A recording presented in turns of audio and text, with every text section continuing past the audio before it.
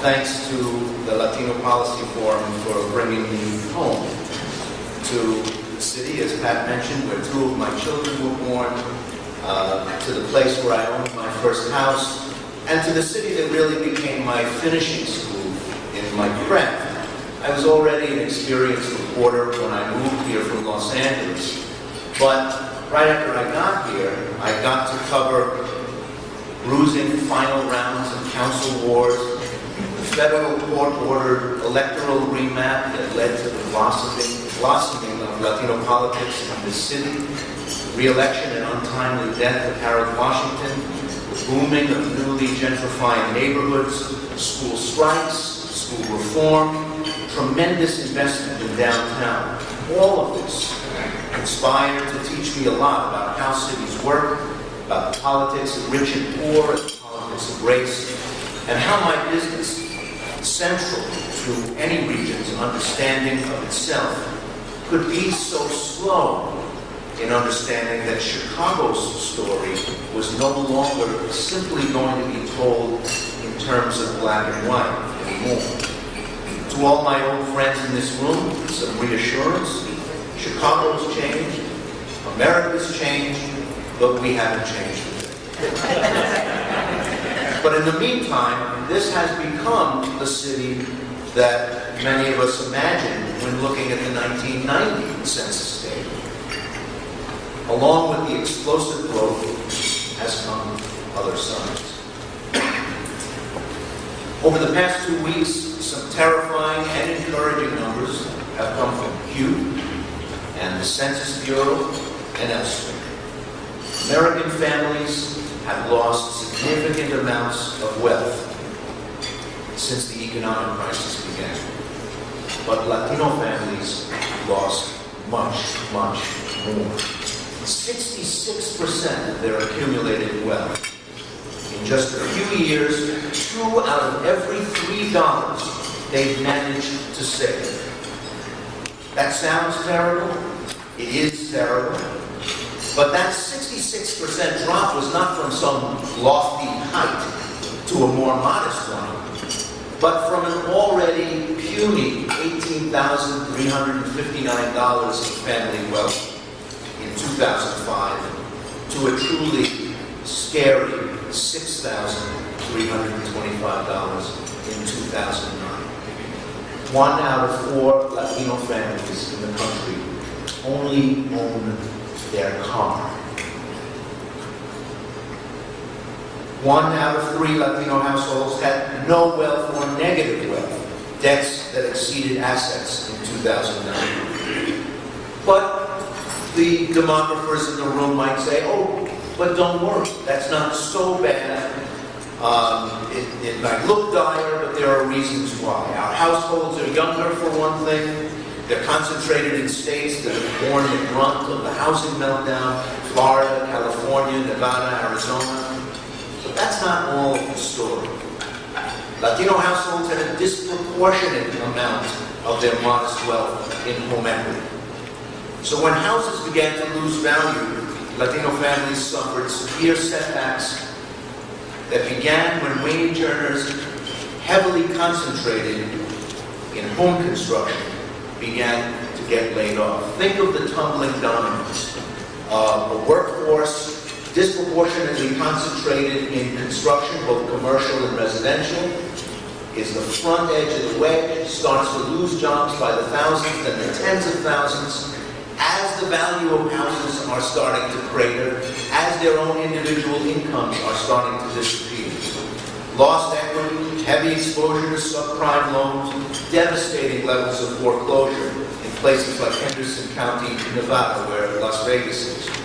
All the gains of the last decade have been wiped out. And they're going to take a long time to claw back. So it's no surprise that during a time of rising poverty, more Latino children now fall below the poverty line than children of any other origins. Over 6 million kids. It's the first time in history that the largest population of kids in poverty is not white kids. Hispanics make up roughly 16% of the U.S. population, 23% of the nation's children, and more than a third of its poor children. Of that 6 million, 2 out of 3 are the children of immigrant parents, but 9 out of 10 of those kids were born in the United States. They're citizens, they aren't going anywhere, and that's the challenge to this country. It's going to transform, it's already transforming the economy, schooling, politics, popular culture. In school systems where Latino 11th and 12th graders are not yet a big factor, take a look at the pre-K and kindergarten classes. In the same school district, Latinos are the plurality and majority populations in many of those younger classes.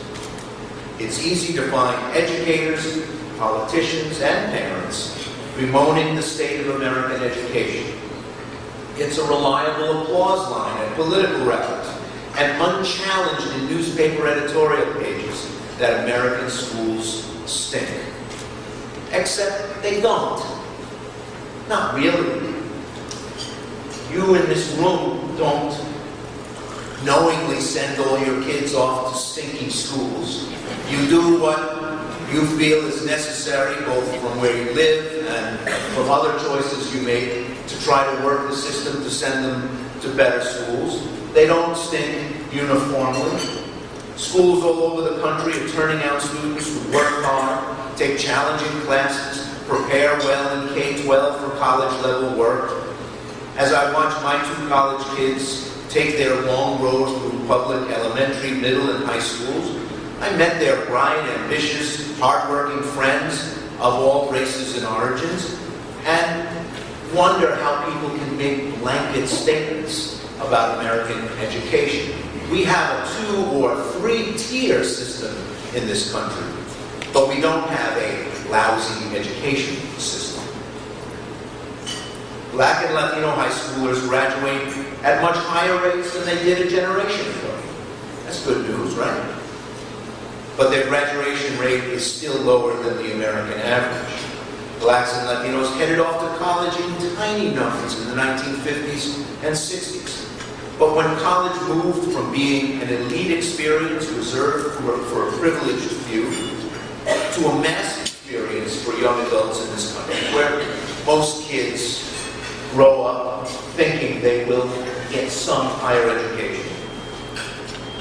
There's been progress, but even now, decades into the era of widespread access to college, only 10% of Latino adults have a 4-year degree. 1 out of 10 over 25 has a 4-year degree. So think of the population in this room and how different that statistic is for the people in this room. How did that happen? We need a deeper reckoning to understand why you are not reflective of that 1 in 10, yet outside our doors, only 10% of the kids that we're somehow getting through high school finish college.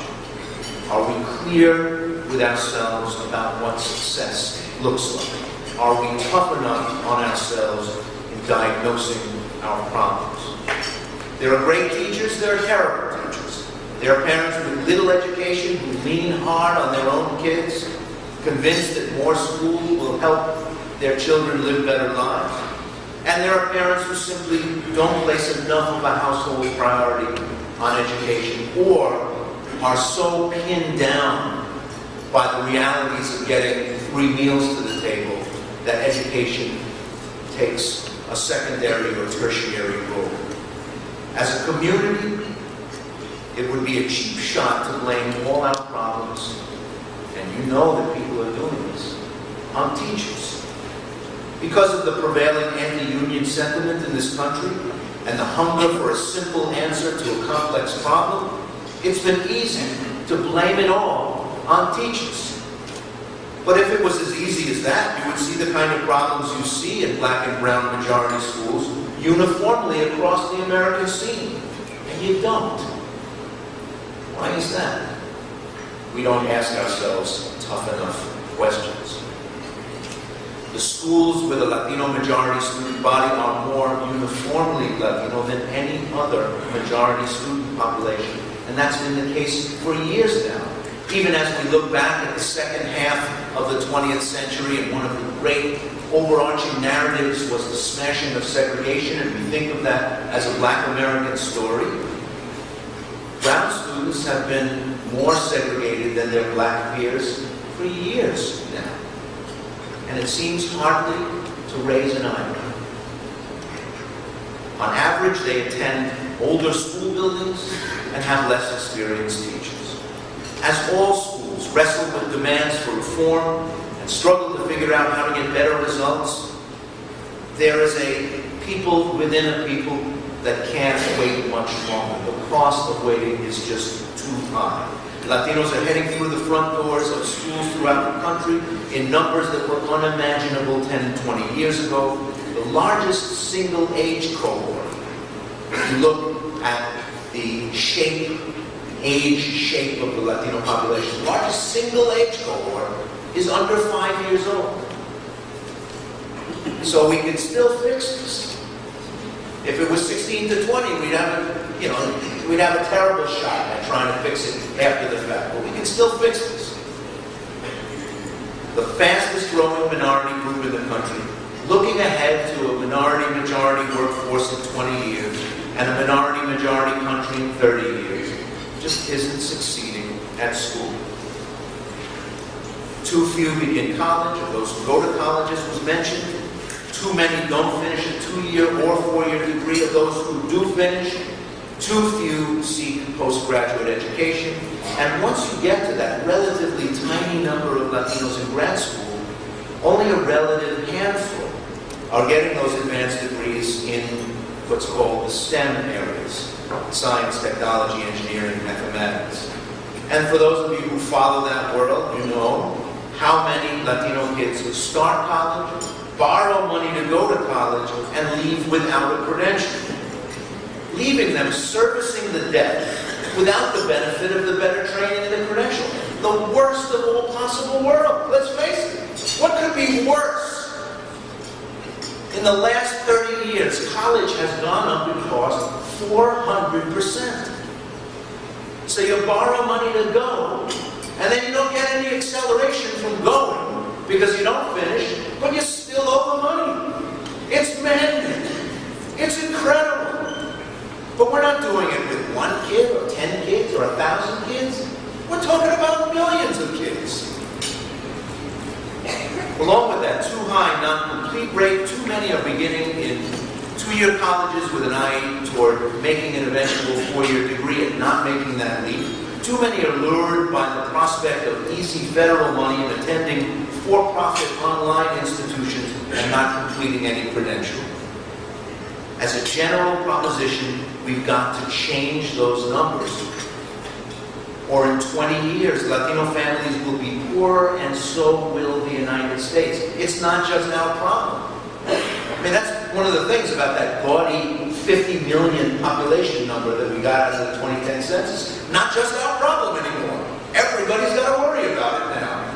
It'll be interesting to see how long it will take for all Americans to see improving Latino achievement as part of their own self-interest.